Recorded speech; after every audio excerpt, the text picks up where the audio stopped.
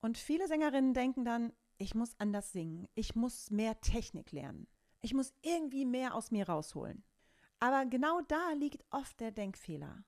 Denn deine Stimme klingt eigentlich gar nicht falsch, sondern sie klingt genau so, wie dein System gerade drauf ist.